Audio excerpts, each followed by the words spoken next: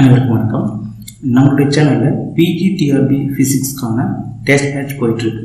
So இந்த test பேட்சில் join பண்ணக்கூடிய ஸ்டூடெண்ட்ஸ் வந்து பார்த்திங்கன்னா ஒரு 20 டெஸ்ட் மேஜர் யூனிட் டெஸ்ட் வந்து ஒரு பண்ணணும். ஒரு 5 வந்து யூனிட் வைஸ், அது 2-3 யூனிட் வந்து ரிவிஷன் பண்ணுற மாதிரி இருக்கக்கூடிய test plus of portion test இருக்கும். ஒரு 6 டெஸ்ட் இருக்கும்.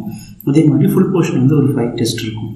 ஸோ ஒரு 12, 6 அதுக்கப்புறம் 5 மொத்தமாக ஒரு 20க்கு மேலே இருக்கக்கூடிய டெஸ்ட் நீங்கள் வந்து எழுத முடியும். கூடவே தமிழ் வந்து 6லேருந்து கொடுத்துருக்கு. யாருக்காவது 6th 7th வேணும் அப்படின்னா நீங்கள் வந்து 9th 10th மட்டும் டெஸ்ட் எழுதிக்கலாம். ஓகேங்களா? ஸோ அதை மட்டும் நீங்கள் வந்து டெஸ்ட் எழுதிக்கலாம். ஓகே. ஸோ எனக்கு ஃபுல் போர்ஷன் மட்டும் டெஸ்ட் எழுதணும் அப்படின்னு விருப்பப்பட்டீங்க அப்படின்னா 18th ஃபுல் போர்ஷன் ஸ்டார்ட் பண்ணியிருக்கோம். கீழே டிஸ்கிரிப்ஷனில் டீட்டெயில்ஸ் கொடுக்குறேன். ஸோ விருப்பம் இருந்தால் ஃபுல் போர்ஷன் மட்டும் ஒரு 5 ஃபுல் போர்ஷன் வந்து நீங்கள் வந்து எழுதிக்கலாம். ஸோ நீங்கள் டிஆர்பி பேட்டர்னில் எந்த மாதிரி கொஷின்ஸ் வரும், அந்த டிஆர்பி பேட்டர்னில் இருக்கக்கூடிய டெஸ்ட்டை தான் நம்ம வந்து கனெக்ட் பண்ண போகிறோம். ஒரு மாடல் டிஆர்பி எக்ஸாம் அப்படின்னு சொல்லி நீங்கள் வந்து தெரிஞ்சுக்கலாம். ஓகேங்களா? ஓகே. ஸோ நம்ம இப்போ வந்து சாலிட் ஸ்டேட் ஃபிசிக்ஸில் இம்பார்ட்டன்ட் மல்டிபிள் சாய்ஸ் கொஸ்டின் வந்து 2 ஏற்கனவே 1 போட்டிருக்கேன். அதையும் நான் டிஸ்கிரிப்ஷன் லிங்க் கொடுக்குறேன். ஸோ அதை நீங்கள் பார்த்து அண்டர்ஸ்டாண்ட் பண்ணிக்கலாம். Okay. So first question, according to Dulong Petit law, molar specific heat CV of solid is approximately. So இது வந்து ஃபைனல் ஆன்சர் கேட்டிருக்காங்க. சிவியோட value. So CV equals to நம்ம வந்து ஆன்சரில் 3R அப்படின்னு ஃபைனலாக படிச்சிருக்கோம். ஸோ இது ஃபர்ஸ்ட் டைரக்டே ஆன்சர். இதெல்லாம் நீங்கள் வந்து ஆல்ரெடி ப்ரீவியஸ் டிஆர்பி கொஸ்டினில் கேட்ட கொஸ்டின் தான். 3R அப்படின்னு ஞாபகம் வச்சுக்கணும். ஓகேங்களா? ஸோ இதில் நிறைய இந்த டியூலாங்-பெட்டிட்ல இருக்கக்கூடிய கொஷின்ஸ் எல்லாத்தையுமே கொஞ்சம் நல்லா டீட்டெயிலாக அந்த டாபிக்ஸ் ப்ளஸ் அதில் இருக்கக்கூடிய இம்பார்ட்டன்ட் ஈக்குவேஷன்லாம் கரெக்டாக அண்டர்ஸ்டாண்ட் பண்ணி வச்சுக்கோங்க. ஸோ டேரெக்டான ஆன்சர் வந்து 3R இதுதான் இதுக்கான ஆன்சர். மற்றதெல்லாம் ஆன்சர் கிடையாது. ஓகேங்களா? So which theory explain TQ dependence of specific heat at very low temperature? சரிங்களா? இந்த வெரி லோ டெம்பரேச்சர் அதே மாதிரி வெரி ஹை டெம்பரேச்சர் இந்த மாதிரி கொஷின்ஸ் நமக்கு வந்து கொஷினில் வந்து அடிக்கடி கேட்டுட்டு இருப்பாங்க. ஓகேங்களா? ஸோ இந்த TQ அப்படின்றது வந்து எந்த தியரி, சாலிட் ஸ்டேட்டில் எந்த தியரி அப்படின்னு நீங்கள் கரெக்டாக தெரிஞ்சுக்கணும். டியூலாங் அண்ட் பெட்டிட் லா கண்டிப்பாக கிடையாது. போர்ஸ் மாடல் அதே மாதிரி ஐன்ஸ்டீன் மாடல் இதெல்லாம் மாடல் தியரி, இதுவும் கிடையாது. ஓகேங்களா? நமக்கான சொல்யூஷன் வந்து பார்த்திங்கன்னா டிபை மாடல், இதுதான் நமக்கு வந்து கரெக்டான ஆன்சர். ஸோ மற்றது எல்லாமே வந்து நமக்கு ஆன்சர் கிடையாது அப்படின்னு நான் வச்சுக்கோங்க. டிபை மாடல், இந்த டிபை மாடல் தான் TQ டெம்பரேச்சரை நமக்கு வந்து வெரி லோ டெம்பரேச்சரில் எக்ஸ்பிளைன் பண்ணுது அப்படின்னு நமக்கு தெரியும். ஓகேங்களா?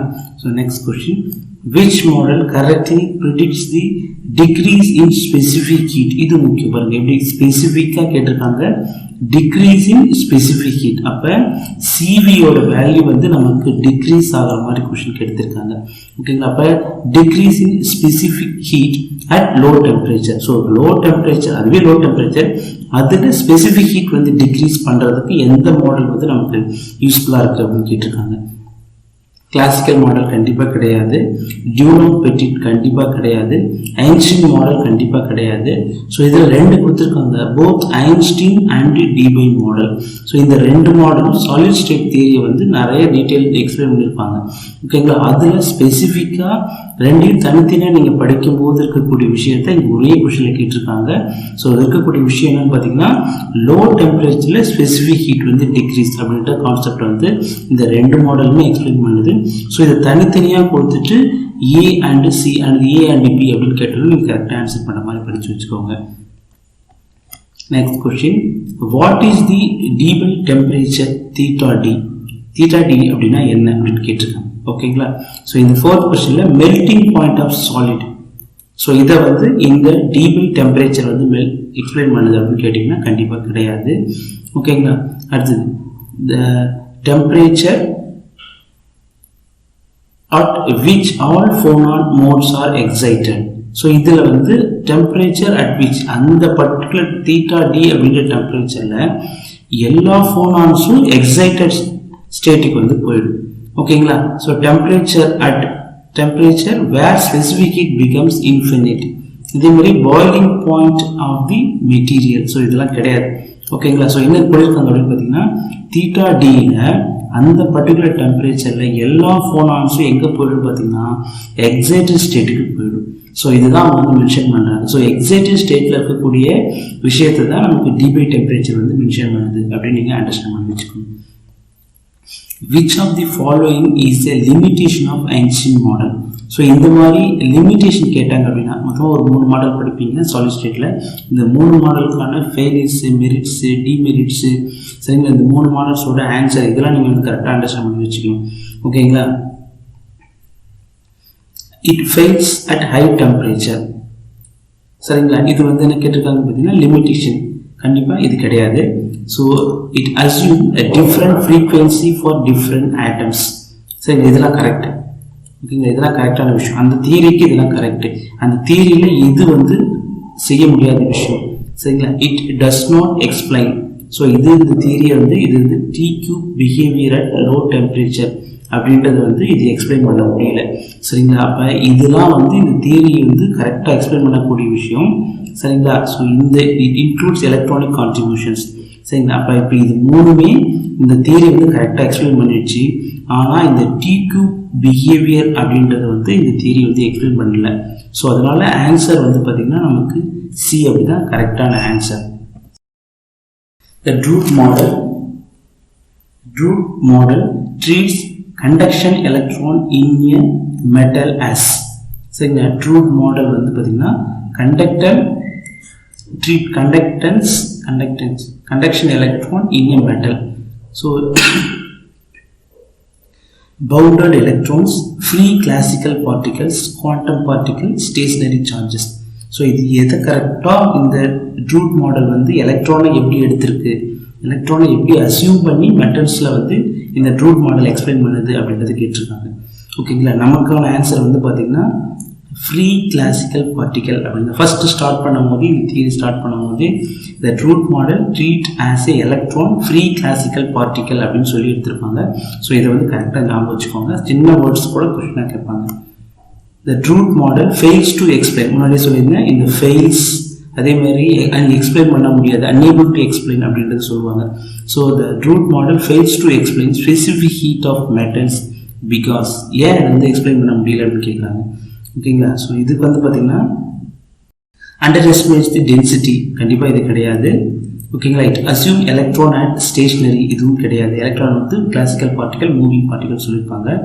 ஓகேங்களா. அடுத்து வந்து it ignores quantum states. So அப்போ இது வந்து முன்னாடி சொல்லும் போது கிளாசிக்கல் பார்ட்டிகல் அப்படின்னா அதுக்கு என்ன இருக்காது, குவாண்டம் ஸ்டேட்ஸ் இருக்காது. ஸோ இந்த ட்ரூட் மாடல் வந்து இந்த பார்ட்டிக்கல் வந்து இருக்கக்கூடிய குவாண்டம் ஸ்டேட்ஸ் வந்து அது வந்து கரெக்டாக எக்ஸ்பிளைன் பண்ணல. அந்த குவாண்டம் ஸ்டேட்டை வச்சும் இந்த ஸ்பெசிஃபிக் ஹீட்டை வந்து அதால் சொல்ல முடியல அப்படின்றதுனால இதுதான் நமக்கான ஆன்சர். ஸோ அடுத்து வந்து பார்த்தீங்கன்னா it over estimate magnetic susceptibility, கண்டிப்பாக இதெல்லாம் கிடையாது. ஓகேங்களா. அப்போ கொஸ்டின் எதை ரிலேட் பண்ணியிருக்காங்க அப்படின்னு பார்த்தீங்கன்னா குவாண்டம் ஸ்டேட் தான் இதுக்கான answer.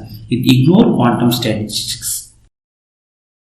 8th one, thermal conductivity of gas is generally. So thermal conductivity எதோடது, கேஸ் பார்ட்டிகளோட தெர்மல் கண்டக்டிவிட்டி எப்படின்னு கேட்குறாங்க. Higher than metal. கண்டிப்பாக சாலிட் வந்து எப்படி இருக்குன்னு பார்த்தீங்கன்னா டைட்லி பேக்டாக இருக்கும், எல்லா ஆட்டம்ஸும் கரெக்டாக ரெகுலராக இருக்கும். ஸோ அதே மாதிரி ஒவ்வொரு ஆட்டம்ஸோட இன்டர் அட்டாமிக் டிஸ்டன்ஸ் வந்து கம்மியாக இருக்கும். இது நமக்கு முக்கியமான விஷயம். ஹையர் தான் மெட்டல் கொடுத்துருக்காங்க. கேஸ் பொறுத்த வரைக்கும் எப்படி இருக்கும், நமக்கு கண்டிப்பாக ஃப்ரீயாக அங்கங்கே ரேண்டமாக மூவ் ஆகிற மாதிரி இருக்கும். இன்டர் அட்டாமிக் டிஸ்டன்ஸ் வந்து ரொம்ப அதிகமாக இருக்கும். ஸோ அதே மாதிரி அந்த கேஸஸ் பார்ட்டிகல் வந்து ஒரு ஃபிக்ஸ்டு பொசிஷனில் இல்லாமல் அங்கங்கே மூவ் ஆகிட்டு இருக்கும். ஓகேங்களா. ஹையர் தேன் மெட்டல் கண்டிப்பாக கிடையாது. ஏன்னா நமக்கு தெர்மல் கண்டக்டிவிட்டி வந்து ஏரில் ட்ராவல் பண்ணுறதை விட மெட்டல்ஸில் நல்ல ஃபாஸ்ட்டாக ட்ராவல் பண்ணும். ஸோ அடுத்து lower than solid and liquids. So இதுதான் நமக்கு கரெக்டான ஆன்சர். என்ன சொல்கிறாங்க பார்த்தீங்கன்னா சாலிடை விட கம்மியாகவும் லிக்விடை விட கம்மியாகவும் இருக்கும். இதுக்கு ஆர்டர் கேட்பாங்க. அப்போ தெர்மல் கண்டக்டிவிட்டி எதில் வந்து அதிகமாக இருக்குது அப்படின்னு பார்த்தீங்கன்னா சாலிடில் அதிகமாகவும் லிக்விடில் கம்மியாக இருக்கும். அதே மாதிரி கேஸில் வந்து பார்த்திங்கன்னா இன்னமும் கம்மியாகவே இருக்கும். ஸோ அதனால் இந்த ஆர்டர் வந்து கரெக்டாக ஞாபகம் வச்சுக்கோங்க. இது ஈக்குவல் டு லிக்விட் கண்டிப்பாக கிடையாது, ஹையர் தேன் தி லிக்விட் கண்டிப்பாக கிடையாது. ஸோ ஆன்சர் வந்து lower than solid and liquid அப்படின்னு சொல்லுவோம். ஓகேங்களா. Next question, the Weidmann-Franz law is derived using which theoretical model? எந்த theoretical model வச்சு நம்ம என்ன பண்ணுறோம், Weidmann-Franz law வந்து derive பண்ணியிருக்காங்க அப்படின்னு கொஸ்டின் கேட்குறாங்க. ஓகேங்களா. ஸோ இதுக்கு வந்து பார்த்தீங்கன்னா பேண்ட் தியரி கண்டிப்பாக இல்லை, ஃபெர்மி கேஸ் மாடல் இதுவும் கிடையாது, போர் மாடலும் கிடையாது. கிளாசிக்கல் ட்ரூட் மாடல் தான் நமக்கு இந்த Weidmann-Franz law வந்து டிரைவ் பண்ணுறதுக்கு முக்கியமாக ஒரு ரீசனாக இருந்தது. கிளாசிக்கல் ட்ரூட் மாடல் சொல்லும் போதே கிளாசிக்கல் அப்படின்னு கொடுக்குறாங்க, அது எடுத்துக்கக்கூடிய பார்ட்டிகளும் கிளாசிக்கல் அப்படின்றதையும் கரெக்டாக ஞாபகம் வச்சுக்கோங்க. Next question, the failure of Wiedemann Franz law ஒரு 3 ஃபெயிலியர்ஸ் கொடுத்துருக்கேன், கரெக்டாக ஞாபகம் வச்சுக்கோங்க. நீங்கள் படிக்கும்போது இந்த மாதிரி பாயிண்ட்ஸ்லாம் இருக்கான்னு பார்த்துக்கோங்க, உங்கள் மெட்டீரியல்ஸில் இதெல்லாம் கொஞ்சம் ஆட் பண்ணிக்கோங்க. Wiedemann Franz law at low temperature is due to so failures Wiedemann Franz law low டெம்பரேச்சரில் அதனோட வேல்யூ கேட்குறாங்க. ஸோ ஃபெயிலியர்ஸில் எப்படி இருக்கும், quantum effect and deviation from classical behaviour. So இதுதான் கரெக்டான ஆன்சர். ஸோ குவாண்டம் எஃபெக்டை வந்து கரெக்டாக எக்ஸ்பிளைன் பண்ணல எங்கே லோ டெம்பரேச்சரில். அதேமாரி deviation from classical behaviour, classical பிஹேவியரும் இது வந்து கரெக்டாக எக்ஸ்பிளைன் பண்ணல எப்போன்னு பார்த்தீங்கன்னா லோ டெம்பரேச்சரில். இது முக்கியமான point. Reduction of phonon scattering, increase in lattice vibration, increase in specific heat, இதெல்லாம் வந்து பார்த்தீங்கன்னா இது வந்து கரெக்டாக எக்ஸ்பிளைன் பண்ணியிருக்கு. ஸோ அதனால் நமக்கான கரெக்டான ஆன்சர் இந்த தியரி வைட்மேன் ஃப்ரான்ஸில் லோ டெம்பரேச்சரில் ஃபெயிலியர் ஆனதுக்கான ரீசன் என்னன்னு கேட்டிங்கன்னா quantum effect, deviation from classical behaviour. So classical behaviour deviation ஆயிடுச்சுன்னா அது என்னவா இருக்கும், நமக்கு நம்மளுடைய குவாண்டம் பிஹேவியர், அதாவது நமக்கு வந்து இந்த மற்ற கிளாசிக்கல் இல்லாத நமக்கு குவாண்டம் பிஹேவியர் வந்து வந்திருக்கும். ஸோ அப்போ குவாண்டம் பிஹேவியர் அப்படின்னா இந்த வைட்மேன் ஃப்ரான்ஸ்ல வந்து ஃபெயிலியர் ஆயிடுச்சு அப்படின்னு அர்த்தம். ஸோ எதை வச்சு டிரைவ் பண்ணியிருக்காங்க அப்படின்னு பார்த்தீங்கன்னா முன்னாடியே சொல்லியிருப்போம், நமக்கு இந்த கொஷின் வந்து ட்ரூட் மாடல். அப்போ Druk model எடுத்துருக்கிறது classical particle, classical பிஹேவியரை தான் இந்த வைட்மேன் ஃப்ரான்ஸ்ல சொல்லியிருக்கு. பட் இந்த லோ டெம்பரேச்சரில் கிளாசிக்கல் பிஹேவியர் வந்து கரெக்டாக எக்ஸ்பிளைன் பண்ணல, அது வந்து குவாண்டம் பிஹேவியராக மாறினதுனால இந்த ஃப்ரான்ஸில் வந்து ஃபெயில் அப்படின்னு சொல்கிறோம். ஓகேங்களா? ஸோ நம்ம இந்த ஒரு 10 கொஷின் டிஸ்கஸ் பண்ணியிருக்கோம். இன்னும் கொஷின் வேணும் அப்படின்னா நீங்கள் வந்து நம்மளுடைய கமெண்ட் செக்ஷனில் கமெண்ட் பண்ணுங்கள். கொஷின் வேணும் அப்படின்னா நான் வந்து நிறைய கொஷின்ஸ் போட்டுட்ருக்கேன்.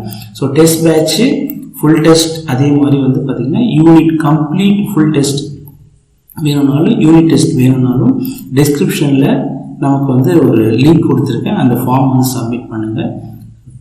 தேங்க்யூ.